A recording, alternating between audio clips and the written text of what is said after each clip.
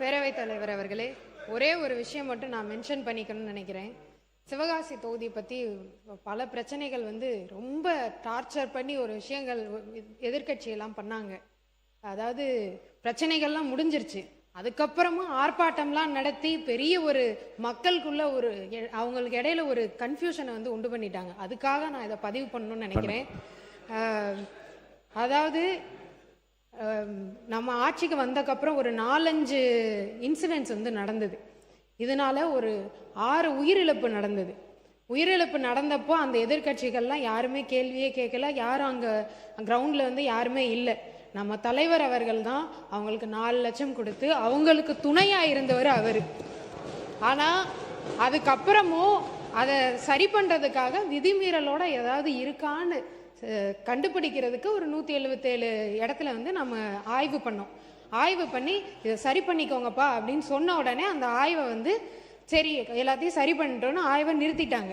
அதுக்கப்புறமும் இவங்க ஆர்ப்பாட்டம், கண்டன ஆர்ப்பாட்டம் அதெல்லாம் ரிலீஸ் பண்ணியாச்சு. ரிலீஸ் பண்ணி எல்லாரும் மக்கள்லாம் வேலைக்கு போக ஆரம்பிச்சிட்டாங்க. அதுக்கப்புறமும் போய் கண்டன ஆர்ப்பாட்டம்லாம் பண்ணி மக்களுக்கு இடையில ஒரு கன்ஃபியூஷனை உண்டு பண்ணி வச்சிருக்காங்க. அதனால சிவகாசி மக்களுக்கு நான் சொல்லிக்கிறது தான், எல்லாமே நல்லபடியா திறந்து நீங்க எல்லாரும் சந்தோஷமா வேலைக்கு போய்கிட்டு இருக்கீங்க. அதை நான் பதிவு பண்றதுக்காக நான் இங்க 2026-27 ஆண்டுக்கான மானிய கோரிக்கை விவாதம் வாக்கெடுப்போம்.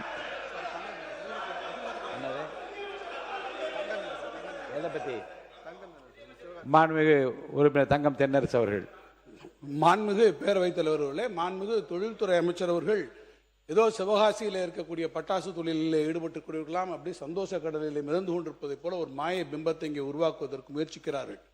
உள்ளபடியே இங்கே இருக்கக்கூடிய நிலைமை, பட்டாசு தொழில் மிக கடுமையாக பாதிக்கப்பட்டிருக்கு.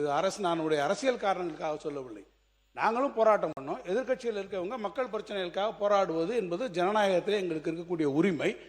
நாங்கள் மட்டும் கிடையாது, நாங்கள் போராட்டம் பண்ணதுக்கு பிறகும் கூட அந்த பகுதியில் இருக்கக்கூடிய பொது அமைப்புகளை சார்ந்தவர்கள் எல்லாம் உண்ணாவிரத போராட்டங்கள் இருந்திருக்கிறார்கள். அதில் பொதுவாக இருக்கக்கூடியவங்க எல்லாருமே ஏஐடிசியோ அவங்களே ஆர்கனைஸ் பண்ணியிருக்காங்க. அதில் சர்வகட்சியை சார்ந்தவர்கள் அத்தனை பேருமே அதை கலந்து கொண்டு அந்த போராட்டங்கள் நடந்து கொண்டிருக்கிறார்கள்.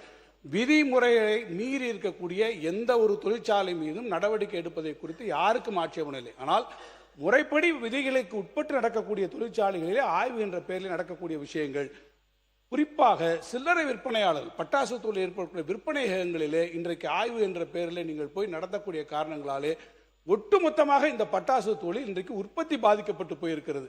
நீங்கள் அடுத்த மழைக்காலம் வரப்போகிறது. மழைக்காலம் வந்தால் இந்த தொழிலை நீங்கள் நடத்த முடியாது.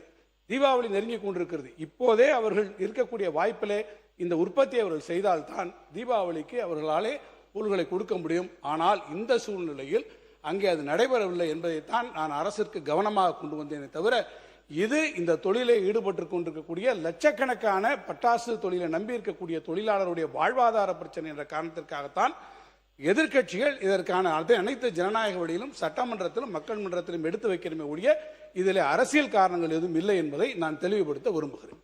மாண்புமிகு தொழில்துறை அமைச்சர் அவர்கள். ஜனநாயகத்தில் எல்லாரும் ஆர்ப்பாட்டம் பண்ணலாம், போராட்டம் நடத்தலாம். ஆனால் அதை நம்ம சால்வ் பண்ணக்கப்புறம் போய் கண்டன ஆர்ப்பாட்டம் நடத்துறது தான் என்னோட கேள்வியாகவே இருக்கு.